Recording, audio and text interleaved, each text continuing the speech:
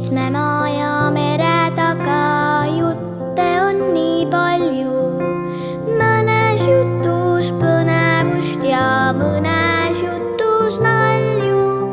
Kuningannad, rüütlid, haldjad, võlukepid käes. Kõike seda lugedes ma enda ees nüüd näen.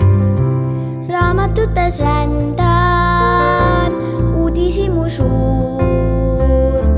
Muinasjutus lendan, otsin aina uut. Endasse mind haarab pildi järel pilt. Möödub terve raamat kui üks silmapilk.